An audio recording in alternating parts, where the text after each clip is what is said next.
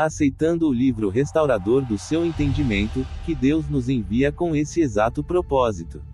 O jovem Joseph, em apenas 60 dias traduziu um volume de 300.000 palavras e 553 páginas, contando coisas inéditas sobre a antiga América, sem ajuda ou qualquer informação de fora, e ele tinha apenas 3 anos de educação formal. E os SRS querem uma obra sem erros gramaticais. Os SRS deveriam saber que 53 sábios de Oxford, Cambridge e Westminster levaram 4 anos para traduzir e escrever a versão autorizada da Bíblia, ordenada pelo rei Tiago, e ainda temos erros gramaticais nela.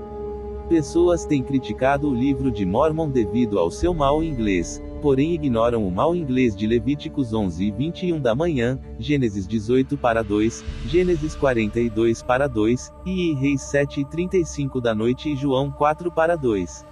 Acham passagens no livro de Mórmon com pontuação precária e ignoram os mesmos erros na Bíblia. Que assombroso trabalho foi a produção do livro de Mórmon por um jovem iletrado do século XIX. Um profeta de Deus e um livro milagroso na origem e na doutrina. Cavalheiros, ele é verdadeiro. Deus é nossa testemunha. Ciência cristã, é para nós uma surpresa ver vocês tentarem destruir dessa forma a imagem da Bíblia. Entretanto, para continuar nossa discussão, vocês contraditoriamente ensinam que Deus e Cristo têm um corpo de carne e ossos, quando 1 Coríntios 3:50 da tarde ensina que carne e sangue não podem herdar o reino de Deus. Que dizem vocês para justificar? 56 Missionários. É exatamente como dissemos, e como a escritura citada também diz, carne e sangue não pode chegar à presença de Deus, mas carne imortal, sem sangue, como a que Cristo levantou na ressurreição e aqueles que saíram dos sepulcros logo após ele, sim. Um corpo de carne e ossos glorificado pelo Espírito Santo na presença de Deus é o status eterno de Cristo e dos que estarão com ele. Lucas 00:36-39 confirma o fato do corpo de Cristo ter carne e ossos. Igreja de Cristo, sim, mas materializado. Como ele poderia ter aparecido aos apóstolos com um corpo, se portas e janelas estavam fechadas? 57 Missionários. Não sabemos como ele pôde fazer isso, nem nos preocupamos em explicar. As Escrituras dizem que ele foi capaz de fazer aquilo, isso nos abasta. Lucas 00:29-43 nos diz claramente que ele não era um espírito e que comeu peixe e favo de mel com os apóstolos para provar sua ressurreição. O Senhor é tão materialista que não possa acreditar. Como Cristo caminhou sobre a água quando ainda no corpo mortal. Como ele ascendeu aos céus com um corpo, quando as leis da natureza que conhecemos dizem que não é possível. Como ele saiu do sepulcro, como ele desapareceu da vista dos 2 homens no caminho de Emaús depois da ressurreição. Pela fé, a resposta parece simples. Cristo era governado por leis mais altas, que lhe davam controle sobre os elementos da terra, antes e muito mais ainda depois da ressurreição. Ele não era um homem comum apenas, como nós, era o Filho de Deus na carne. Cristo ensinou que pela fé, montanhas podem ser deslocadas de um lugar para outro. O que ele não poderia fazer com o tamanho da fé que possuía. Levíticos 5:11 da tarde ensina que a alma da carne, mortal, está no sangue, e no versículo 14, continua dizendo, porque a alma de toda carne é o seu sangue. Cristo perdeu muito do seu sangue no processo da crucificação, e após ter morrido ainda recebeu um golpe de lança que causou mais derramamento de sangue e água. O restante que ainda houvesse de sangue e água no seu corpo, o Espírito eliminou na preparação final para a ressurreição.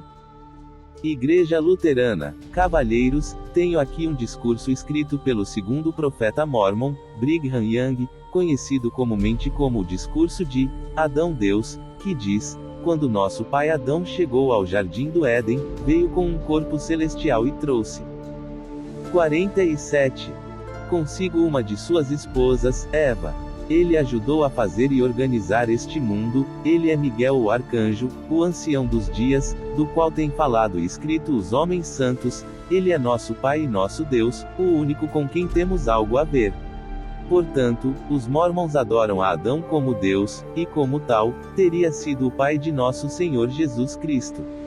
Nunca em minha vida ouvi doutrina tão deplorável entre as saídas da boca dos profetas Mormons. 58. Missionários, cavalheiros, por um momento vou usar os escritos do apóstolo Paulo neste tribunal, para dar a Paulo as mesmas chances que este ministro deu a Brigham Young.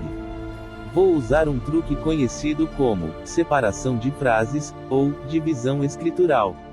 Através dessa manobra, podemos colocar fora do contexto algumas verdades simples proferidas por vários homens inspirados e fazer uma juntada, criando maliciosas falsidades.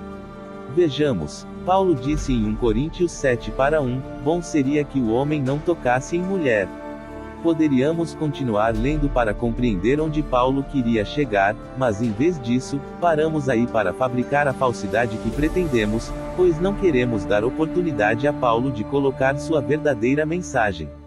Se Paulo estivesse aqui neste tribunal, este mesmo ministro diria dele: Paulo diz que o homem não deve tocar em mulher. Isso é contra o mandamento de Deus que ordenou ao homem que se deveria multiplicar e encher a terra, donde eu concluo que Paulo opõe-se a Deus e não é um profeta verdadeiro. Podem ver o que este ministro luterano está fazendo com Brigham Young. Já lemos esse discurso inúmeras vezes, e sabemos que ele não disse o que este ministro está tentando fabricar. O Senhor está procurando estabelecer sua verdade, baseando-se num truque mentiroso, numa divisão escritural. Certamente que não é o Espírito de Deus que o inspira a fazer tal coisa. Agora, para seu benefício, examinaremos o que o presidente Brigham Young quis dizer, para corrigir tudo o que esse ministro estragou. É certo que vamos usar a Bíblia para apoiar o ponto que levantaremos. Lemos no discurso de Brigham Young que Adão era subordinado ao Supremo Criador, é por isso que o presidente disse que ele, Adão, ajudou a fazer e a organizar este mundo. Ainda como espírito celeste, antes de ser colocado em carne sobre ele. Vemos nesse mesmo discurso, o que o reverendo Halliday tão, bondosamente, omitiu a parte em que B. Young diz terem sido 3 os que criaram a terra: Elohim, Jeová e Miguel. Note-se que o nome Miguel estava colocado em terceiro lugar, denotando a precedência dos outros 2. Que Adão foi um Deus, é fato nas nossas escrituras, que havia mais que um na criação, é também fato apoiado pelas escrituras. Deus disse: façamos o homem à nossa imagem. Em Gênesis 3:5, vemos que Adão e Eva se haviam tornado como deuses, conhecendo o bem e o mal. Cristo ensinou em João 10:34 da manhã menos 35, não está escrito em vossa lei, eu disse, sois deuses. Pois se a lei chama deuses aqueles a quem a palavra de Deus foi dirigida, e a escritura não pode ser anulada. E mais, no Salmo 82:1, levanta-se Deus na Assembleia Divina, entre os deuses profere o seu julgamento. Nos versículos 6 a 7, eu disse, sois deuses, sois todos filhos do Altíssimo. Contudo morrereis como simples homens. É Deus ensinando na Assembleia Divina que aqueles deuses presentes eram todos filhos do mais alto Deus, contudo eles viriam a morrer como simples homens. Nós somos agora esses homens e, em consequência éramos aqueles filhos de Deus presentes na Assembleia Divina. E Adão era, em proeminência, o primeiro dos presentes depois de Jeová, o Cristo. Agora que estabelecemos Adão como um Deus proeminente, e que provamos estar ele subordinado ao Criador Supremo, sendo o terceiro em hierarquia entre os envolvidos na criação da terra, vejamos o que quis B. Young dizer quando afirmou que Adão é o único com quem temos a ver. Deus, por meio do seu poder, tem criado inúmeros mundos. O presidente ensinou que Adão foi o primeiro pai físico desta nossa raça na Terra, que por esse fato e nesse aspecto específico, Adão é nosso Deus e pai físico, porém abaixo de Elohim e de Cristo. Outras criações terão seu próprio Adão, os quais serão tornados como os deuses, ao conheceram o bem. 48. E o mal depois de descerem a carne, exatamente como aconteceu com nosso pai Adão. Eles serão os pais físicos dos seus mundos, como Adão é nosso. Aliás, o nome Adão significa muitos, para dar ideia de multiplicação a partir da unidade. A partir de seus pais terrenos, teoricamente qualquer criatura poderia traçar sua linhagem até Adão, daí não poderia mais vir avante, ele é o princípio e o fim de nossa corrente ou linhagem física. É nesse sentido que ele é, neste mundo, o único Deus físico com quem temos a ver. Adão adorou o Deus Todo-Poderoso e nós adoramos esse mesmo Deus e não a Adão. Nossa primeira regra de fé declara: cremos em Deus, o Pai Eterno, em seu Filho Jesus Cristo e no Espírito Santo. Sabemos que a salvação só virá por Jesus Cristo, adoramos o Deus Todo-Poderoso, respeitamos e amamos Adão como pai de nossa raça. Reverendo Halliday, o Senhor prestou falso testemunho contra seu próximo ao atacar injustamente o presidente Brigham Young. Um homem de sua educação, erudição e experiência no estudo do mormonismo, sabe que não cremos nem ensinamos as coisas de que nos acusou. Sacerdote católico, entendo ser ensinamento da Igreja Mórmon, que para entrar no grau mais alto do primeiro céu ou reino celestial como chamam, vocês têm que ser casados num templo mórmon. Como podem explicar o fato de Cristo não ter sido casado, e sem dúvida muitos outros apóstolos também? Como explicam 1 Coríntios 7 para 1 e Mateus 7 e 10 da noite 12? 59. Missionários. O primeiro é talvez um dos maiores mandamentos dados ao homem: multiplicar-se e encher a terra. Não é bom que o homem esteja só, portanto, deixará o varão a seu pai e sua mãe, etc. O que Deus juntou, não separe o homem. A estas declarações, os fariseus replicaram: mas Moisés permitiu dar carta de divórcio e repudiar a mulher.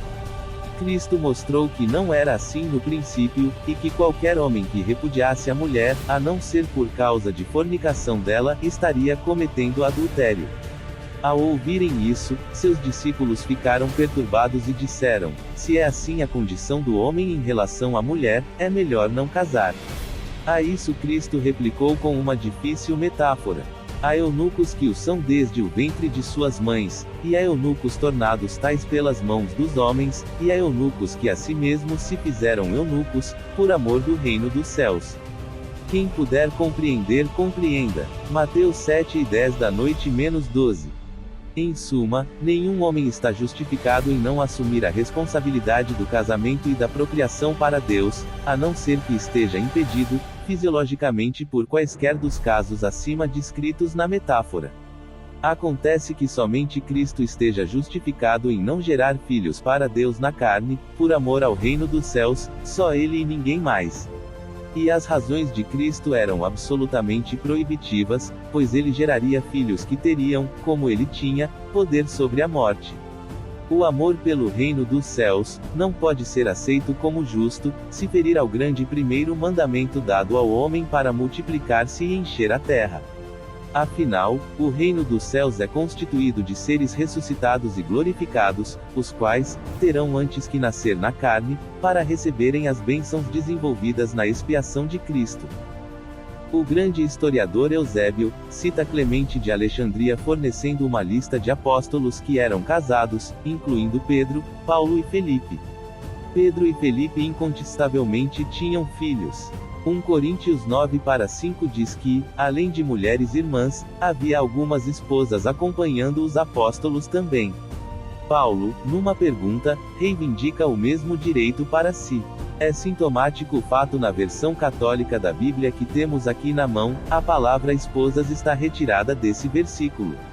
Se Paulo estava ou não casado antes de tornar-se 49. Cristão, o fato é que ensinou o princípio da necessidade do casamento quando disse: nem o varão é sem a mulher nem a mulher é sem o varão diante do Senhor. 1 Coríntios 11 e 11 da manhã. Acontece que um pecado sexual grave estava crescendo no tempo do Senhor e seus apóstolos, como incontáveis escrituras demonstram, então Paulo achou melhor, por causa dessa iniquidade, falar por concessão e não por mandamento a todos os que, naquele momento e circunstâncias, estavam assim como ele. Aparentemente Paulo ou ainda estava solteiro ou viajava sem a companhia da esposa e tinha que guardar a continência, abster-se de ter relações sexuais. 1 Coríntios 7 para 6-8. Note-se que a instrução foi dada às pessoas solteiras e viúvas, mas se elas não fossem capazes de manter a continência, então se casassem. Mais uma vez, ele ensinou o que o Senhor havia ensinado, que a esposa não se aparte do marido, nem mesmo no caso de incredulidade de uma das partes, desde que a parte incrédula consinta em manter o relacionamento conjugal. 1 Cor 7:10 da manhã menos 13. Para convencer aos santos de Corinto de que ele era um apóstolo, Paulo perguntou: não temos o direito de levar uma mulher irmã, ou uma esposa, assim como fazem os demais apóstolos? 1 Coríntios 9:5. Nessas palavras de Paulo, além daquelas pronunciadas diante do rei Agripa, conforme a mais severa seita de nossa religião, vivi fariseu. E, sabendo que a mais severa seita era a do Sinédrio, cujos membros tinham de casar em idade jovem, concluímos que Paulo foi casado. Ou era viúvo na época do proselitismo viajante ou simplesmente não se fazia acompanhar pela esposa nas árduas e perigosas jornadas, Atos 26:5. Há muitas indicações que demonstram a grande possibilidade de Cristo ser casado para cumprir toda a justiça, pois o casamento é mandamento de Deus, porque Cristo o desobedeceria. João declarou que havia muitas outras coisas que Cristo fizera e que não foram escritas, João 9:25 da noite. Efetivamente Cristo terá cumprido o mandamento do casamento integralmente antes da sua ressurreição, se foi na terra, antes de sua morte, ou no intervalo de tempo em que esteve no mundo dos espíritos, por procuradores especiais, não sabemos. O que sabemos é o que ele disse a João Batista: deixa por agora, porque é preciso cumprirmos toda a justiça, Mateus 3:15 da manhã. Ora, o homem não é sem a mulher diante Deus, de que forma Cristo homem o seria diante de si mesmo e do Pai sem a mulher? E quanto ao Pai, ele seria sem a mulher. Façamos o homem à nossa imagem e semelhança. Ele criou a imagem de Deus, e criou-os homem e mulher. Gênesis 1:26 da manhã menos 27. Também podemos assinalar que num breve futuro, durante o reinado milenar de Cristo nesta terra, casamentos serão realizados por procuradores mortais, em benefício de muitos daqueles que justificadamente perderam a oportunidade de realizar toda a justiça nos seus dias mortais, e que, então, estarão aguardando no mundo dos espíritos por essas ordenanças a fim de serem ressuscitados para a salvação celestial com exaltação. Hoje mesmo estamos realizando essas ordenanças por tantos quanto nosso trabalho genealógico alcance. Mas há muitos bilhões de espíritos aguardando, só o trabalho do milênio de retidão dará conta por todos eles. Ministro metodista. Eu notei que no discurso, Adão Deus, pronunciado por Brigham Young, ele disse que Adão trouxe uma de suas mulheres com ele. Vocês acreditam na pluralidade de esposas depois desta vida? 60. Missionários. Já mostramos anteriormente que os maiores profetas de todos os tempos obedeceram ao princípio do casamento plural revelado por Deus. Acreditamos que ele as conservarão na eternidade. Em 2 Samuel 12:8, vemos que Deus deu a David suas esposas. Em Eclesiastes 3:14 da manhã, vemos: tudo quanto Deus faz, durará eternamente. Deus criou a mulher a partir do homem e disse: não é bom que o homem seja só. Se não é bom que o homem seja só no temporal, quão pior será na eternidade sem a mulher. 50. Ministro anglicano, você quer dizer que Deus tem uma mulher? 61. Missionários. Paulo disse aos atenienses no Areópago: porque nele vivemos, nos movemos e existimos. Alguns de vossos profetas disseram: pois somos também sua geração. Sendo nós, pois geração de Deus, não diremos que a divindade é igual ao ouro. Atos 5:28 da tarde menos 29, Paulo ensinou que somos prole de Deus. Não há prole sem haver um pai e uma mãe pelo menos. Se Cristo é filho de Deus, ele tem que ter uma mãe celestial, referir-se também a Efésios 3:14 da manhã menos 15.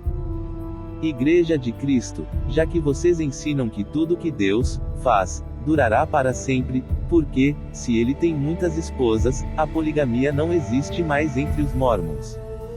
62. Missionários. Acho que só mesmo Deus poderia responder a essa pergunta. O Senhor disse em Isaías 55:8-9, porque meus pensamentos não são os vossos pensamentos, nem os vossos caminhos são os meus caminhos. Eles são mais altos do que os nossos. Se o Senhor duvidar de que os pensamentos e caminhos de Deus são mais altos que os nossos, deve levar a questão a Ele. Se não duvidar, aceite o fato de que não poderá alcançá-los, a não ser por seu espírito se Ele o permitir. Quanto à pluralidade de esposas, posso dizer que não compreenderia um Deus justo que fizesse uma mulher justa perder sua exaltação no céu por ter sido a segunda esposa de David, 300ª de Salomão ou 7ª de Brigham Young. Ateu, se não me engano, os Mormons em Mateus 5:11 da tarde ensinam que João Batista foi o Elias que havia de vir, mas em Malaquias 4:5-6 é dito que Elias seria enviado antes do grande e terrível dia do Senhor, para converter o coração dos pais aos filhos e o dos filhos aos pais. Os Mormons clamam o cumprimento dessa profecia em 1836, no entanto, Lucas diz-nos de João como sendo o mesmo Elias falado em Malaquias 4:6. Diz Lucas, irá adiante de Deus no espírito e poder Elias, para converter o coração dos pais aos filhos. Portanto, esse Elias referido em Malaquias foi o próprio João Batista em Mateus 5:11 da tarde e Lucas 1:17 da manhã. Vocês podem provar que minha posição é incorreta. 63. Missionários. Sim, nós o faremos com muita facilidade. O Senhor está aprovado na sua capacidade de manipular as palavras em intercâmbio, mas revela uma fraqueza. Veja, tivemos um grande profeta chamado Elias, 2 Reis 2:11 da manhã, o qual foi transladado para os céus. João Batista jamais declarou ser aquele profeta, João também jamais declarou ser o Elias referido em Malaquias 4:5-6. Isso é seu próprio testemunho, como vemos em João 1:21 da manhã que diz, és tu Elias? E ele respondeu, não sou. És tu aquele profeta?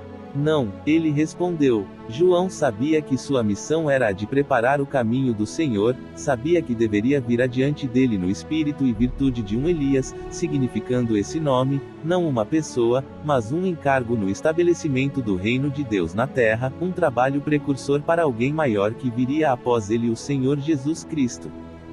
Ateu, deixem-me dizer uma coisa. Se vocês me mostrarem o nome de Joseph Smith na Bíblia, eu aceitarei a Igreja Mórmon. 64. Missionários. Vamos dizer-lhe o que faremos. O Novo Testamento foi organizado com diferença de aproximadamente 400 anos do Velho Testamento, enquanto existe a diferença de 1800 anos entre Joseph Smith e a Bíblia. Se o Senhor puder nos mostrar onde está o nome de Jesus Cristo no Velho Testamento em qualquer lugar, nós nos tornaremos ateus. O Senhor. 51. Pode fazer isso? Ateu, não posso, mas, da mesma forma, como vocês podem saber que Joseph Smith é um profeta? 65. Missionários. Em primeiro lugar, porque ele preenche as qualificações daquele que deveria ser enviado para dar cumprimento às Escrituras sobre a apostasia da igreja primitiva, bem como sobre a restauração que deveria suceder nos últimos dias, nas palavras de Paulo e de Pedro respectivamente, as quais mostram, insofismavelmente, que nos últimos dias não havia nenhuma igreja legalmente constituída na terra. A menos que nova revelação sucedesse e novos apóstolos fossem chamados, todas as igrejas seriam inaceitáveis diante de Deus. Em segundo lugar, porque a organização que Joseph Smith deu à igreja é a única no mundo que resiste à análise da razão crítica, quando comparada com a igreja primitiva conforme organizada por Cristo. Em terceiro lugar, porque o Espírito Santo testifica com poder ao nosso coração de que ele é o profeta chamado por Deus para essa restauração dos últimos dias. São razões claras e muito fortes. Elas deixarão o homem que não aceitá-las, por não pesquisá-las com a atitude responsável que deveria usar, sem desculpa no dia do julgamento. Ateu. Verdadeiramente, até agora, vocês demonstraram que as escrituras mormons podem estar em harmonia com as outras, mas ainda não demonstraram a necessidade delas. Podem fazer isso? 66. Missionários. Sim, podemos. Em 2 Pedro 3:15 da manhã menos 16 ele faz referências aos escritos de Paulo, dizendo: como também nosso caríssimo irmão Paulo vos escreveu, segundo a sabedoria que lhe foi dada. É o que faz em todas as cartas, nas quais fala nesses assuntos. Nelas há algumas passagens difíceis de entender, cujo sentido os espíritos inconstantes e os ignorantes deturpam, como fazem também com as demais escrituras, para a própria ruína. Ora, temos presentemente 14 epístolas de Paulo, sem contar com as desaparecidas. Isso é quase 53% dos livros do Novo Testamento, sendo que um grande número de pessoas não entende corretamente os escritos metafóricos de Paulo referentes à sua própria salvação. É um fato real para nós que nos autoriza a dizer que há necessidades de revelação esclarecedora atualmente. Igreja de Cristo, creio não poder aceitar tal resposta. 67. Missionários, não é surpresa para nós que não aceite. O Senhor tem demonstrado uma inacreditável capacidade para rejeitar quase toda a verdade ensinada nas Escrituras. Mas ainda insistimos que o Senhor as examine para ver se não estamos ensinando corretamente. Gostaríamos de demonstrar outra necessidade de revelação nos nossos dias. Vemos em Deuteronômio 6:21 da tarde menos 22 uma escritura nos informando que quando um homem fala em nome do Senhor e aquilo acontece, esse homem é um profeta. Referimos-nos a Mateus 12:40, quando Cristo profetizou sobre sua morte e ressurreição, pois assim como Jonas esteve 3 dias e 3 noites no ventre da baleia, assim estará o Filho do Homem no seio da terra. Ora, Mateus 27:62 combinado com Mateus 28:1 nos demonstram que a crucificação seria na sexta-feira. Marcos nos informa que Cristo foi pregado na cruz à terceira hora, Marcos 3:25 da tarde, apesar de João ter dito que foi na sexta-feira. Fiquemos com o relato de Marcos, o que nos dá 9 horas da manhã, que o Senhor tenha continuado vivo à 9ª hora, 3 horas da tarde, quando Mateus 27:46-51 e Lucas 11:44 da noite menos 46 nos dizem que ele morreu. Isso faria de sexta-feira o primeiro dia. Então, José de Arimateia e Nicodemos receberam permissão para remover o corpo do Senhor e 52. Colocá-lo no sepulcro. Isso efetivamente foi feito antes do pôr do sol, porque a lei judaica não permitia que os crucificados permanecessem na cruz no 7º dia, o sabá da lei de Moisés. Portanto, a entrada de Cristo no sepulcro pode ser estimada. Foi próximo, à 12ª hora, 6 horas da tarde horas, ao completar-se o primeiro dia. Sexta-feira à noite teria sido a primeira noite, o dia de sábado seria o segundo dia, e sábado à noite teríamos a segunda noite.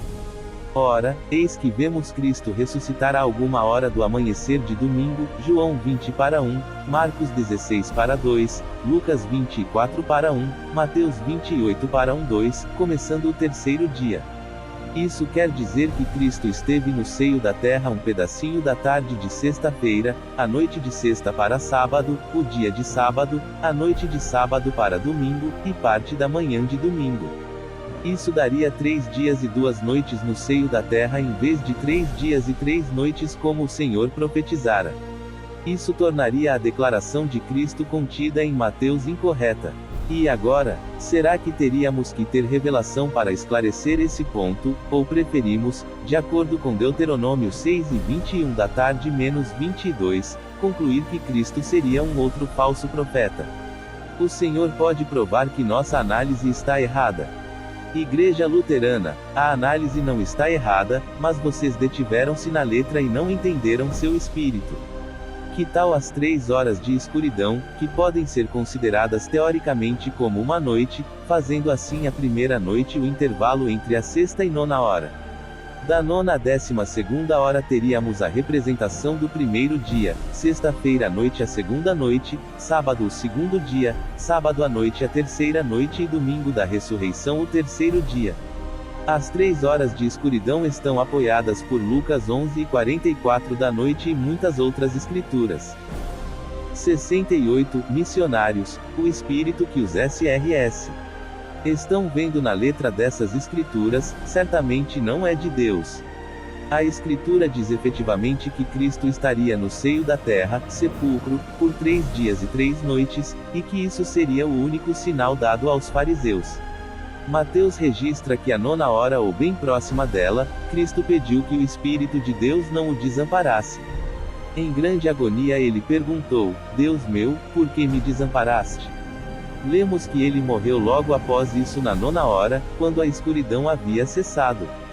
Marcos registra a mesma coisa, a morte aconteceu quando a escuridão havia deixado a terra, logo, o período de escuridão não poderia ser tomado como primeira noite, porque ele ainda permanecia na cruz. Vemos mais uma vez que seus argumentos não têm base. De acordo com a Bíblia, Cristo disse que estaria 3 dias e 3 noites no seio da terra, no entanto é a própria Bíblia que demonstra ter ele ficado no sepulcro por 3 dias e 2 noites. Há contradição na Bíblia, essas coisas não estão claras. Só a revelação de Deus pode aclarar. Igreja de Cristo, a revelação Mórmon contém a resposta. 69 Missionários. Sim, cavalheiros, nós temos. Ao iniciarmos este tribunal, os SRS usaram a escritura 1 Lucas 11:44 da noite e cruzaram-na com 3 Nef 8:22 da manhã menos 26, pretendendo estabelecer uma suposta contradição entre a Bíblia e o livro de Mórmon. Agora atentam cavalheiros, para esta tremenda evidência da veracidade de Joseph e do livro de Mórmon. Em 3 Nef 8:5, lemos que no primeiro mês, no 4º dia do mês, quarta-feira, iniciou-se uma grande tormenta no continente americano. Os cataclismas duraram 3 horas, então começou a névoa de escuridão que durou 3 dias e 3 noites, 3 Nef 8:18 da manhã menos 23. Portanto, a escuridão durou desde uma certa hora da quarta-feira até o sábado no hemisfério ocidental, quando já era o domingo no Oriente, o dia da ressurreição. Foi então que os habitantes das Américas puderam ouvir pela primeira vez a voz do Senhor. Houve então um silêncio de muitas horas, 3 Nef 10:2, para que o 53 Senhor se mostrasse aos nefitas sobreviventes, da mesma forma que ele já surgira aos judeus horas antes, no domingo dos orientais. 3 Nef 10:18 da manhã, se o livro de Mórmon fosse fraude, está aí um detalhe que certamente derrubaria Joseph Smith nos seus inexperientes 25 anos de idade, quando o livro foi publicado. A escuridão desapareceria ao raiar do 4º dia após ter começado, 3 Nef 10:9. Os 3 dias e 3 noites declarados na Bíblia, cumpriram-se plenamente no hemisfério ocidental. O sinal de Jonas foi dado aos nefitas, descendentes dos judeus, no ocidente, para anunciar a eles a morte e a ressurreição do Senhor no outro hemisfério da terra. Cavalheiros, aí mesmo no livro de Mórmon, que desprezam, está a sua resposta. É um volume de escrituras que presta outro testemunho de que Jesus é o Cristo, e ainda fortalece a sua afirmação de ser o Senhor e Cristo, e um profeta. Atos 3:22 da manhã, o que a Bíblia não pode fazer, isto é, esclarecer a aparente discrepância das 2 noites em vez de 3 como consta da Bíblia de acordo com Mateus 12:40.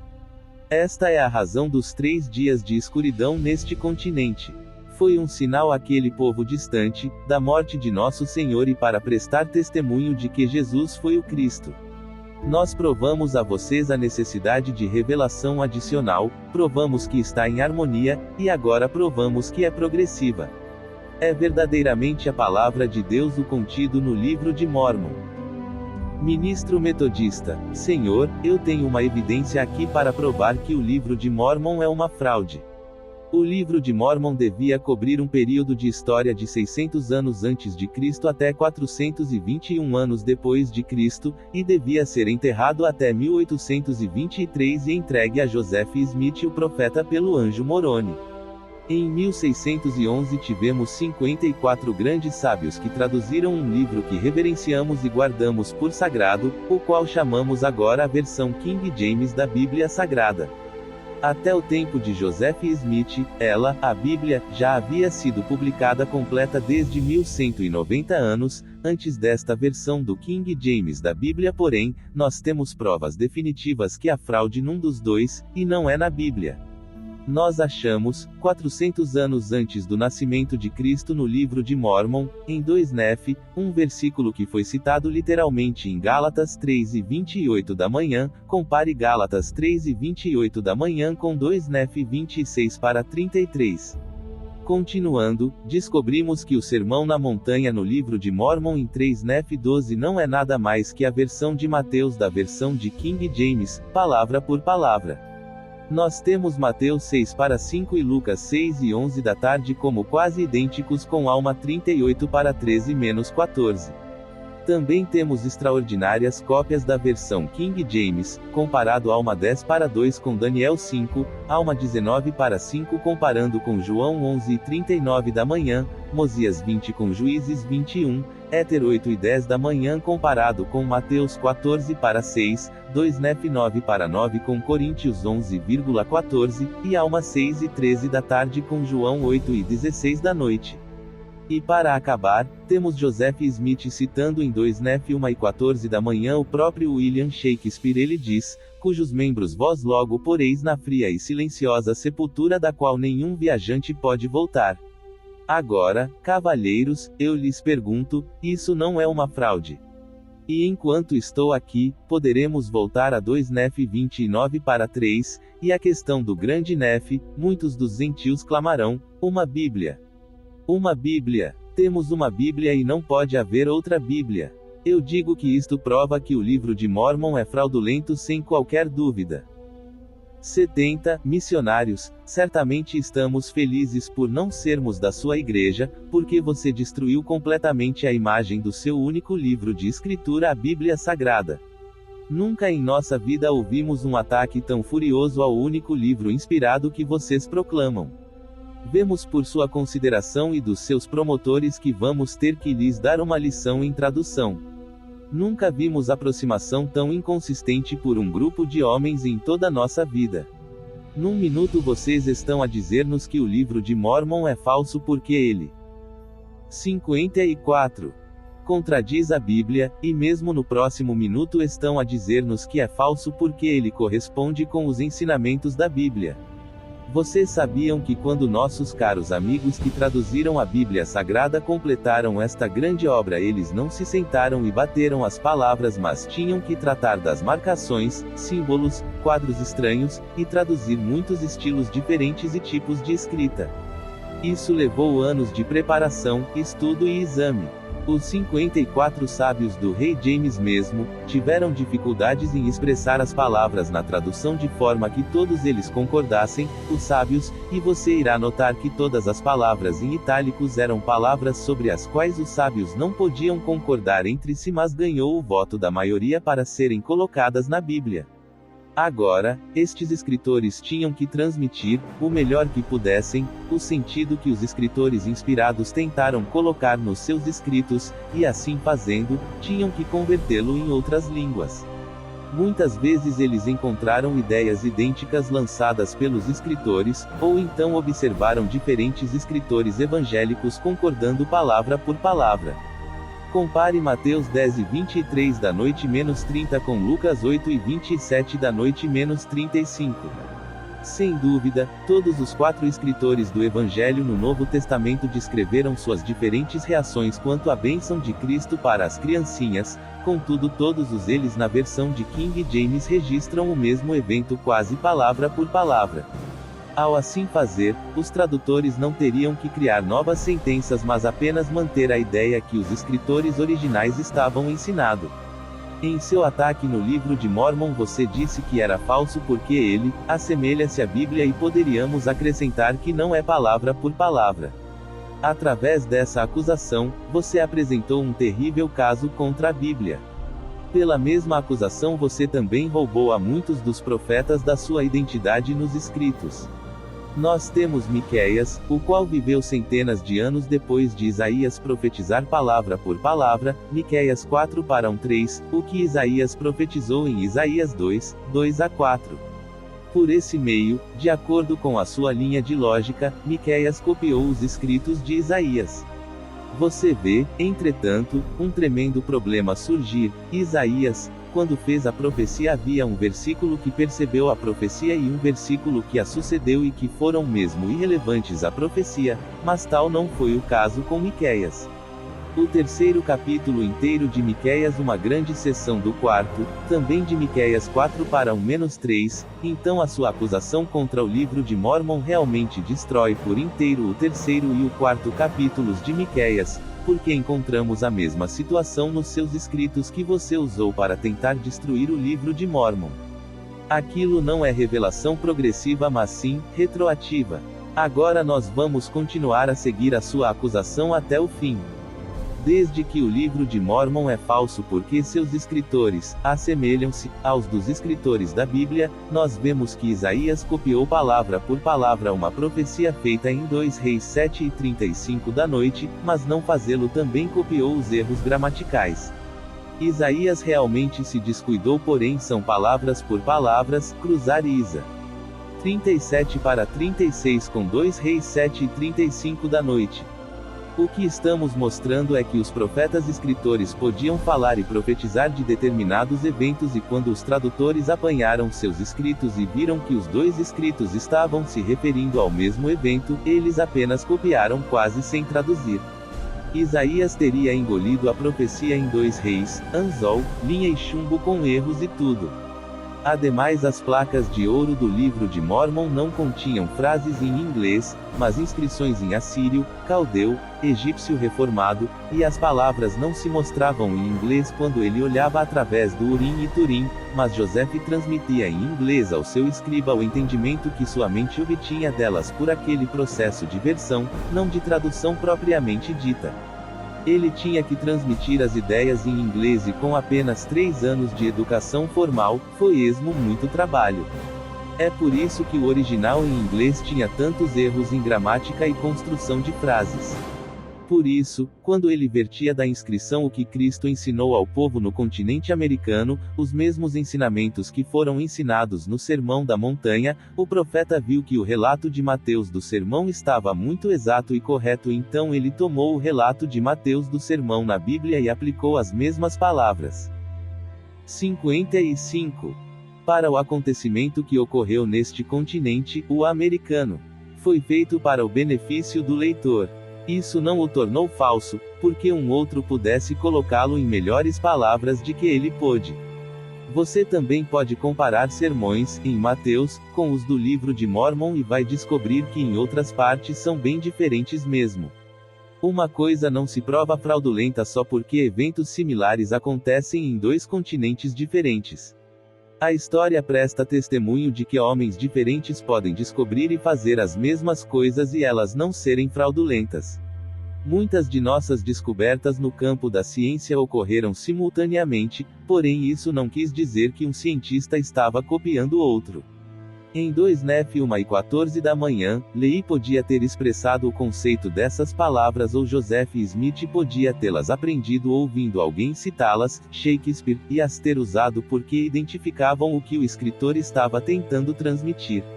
A razão por que o livro de Mórmon não é contraditório não é por causa da gramática, mas por causa dos preceitos e doutrinas.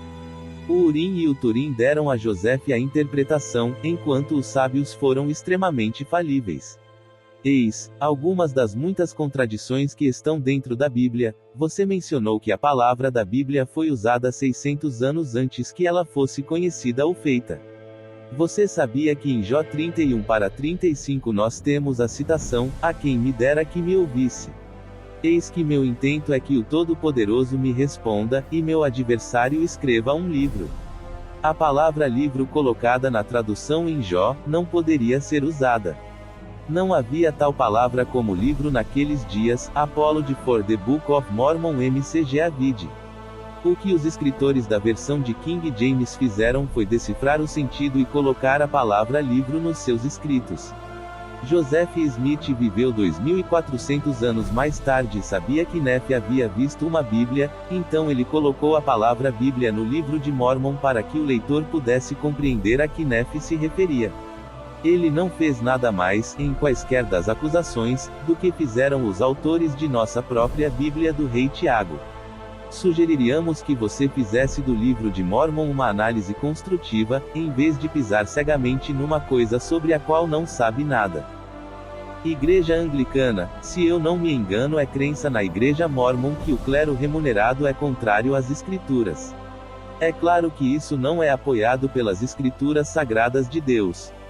Paulo disse: assim ordenou também o Senhor, que aqueles que anunciam o Evangelho, que vivam do Evangelho. 1 Coríntios 9:14 da manhã. Porque, digno é o obreiro de seu salário, Lucas 10:7. Você pode refutar a palavra do Senhor.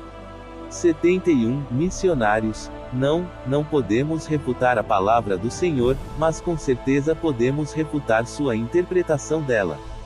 Você não se qualifica sob os requisitos do versículo precedente, concernente a clero remunerado, portanto, para receber seu salário por seus labores. Cristo disse: digno é o obreiro do seu salário, mas aqui os obreiros eram os apóstolos, eles não deviam levar nem bola nem alforge, nem alparcas, e não deviam saudar a nenhum pelo caminho, Lucas 10:4. Eles deveriam entrar nas casas, e curar os enfermos que nelas houvesse e dizer-lhes: é chegado a vós o reino de Deus, Lucas 10:9. Em terceiro lugar, as recompensas não eram em bens materiais e dinheiro, mas daqueles com quem deviam permanecer, comendo e bebendo de que eles tiverem, e não, passando bandejas de coletas de dinheiro do domingo e recebendo uma porção de tudo que foi dado pelos membros. Os apóstolos trabalharam para sua comida, porém eles fizeram 5 vezes mais pregações do que todos vocês combinados. Paulo fabricou tendas, Pedro, Tiago, João, André e outros dos apóstolos eram pescadores. Mateus era um coletor de impostos e assim por diante. Paulo disse apenas uns poucos versículos de escritura que você citou em 1 Coríntios 9:18 da manhã, que prêmio tenho? Que evangelizando, proponha de graça o Evangelho de Jesus Cristo, para não abusar do meu poder no Evangelho. Cavalheiros, suas bandejas dão a volta cada domingo para seu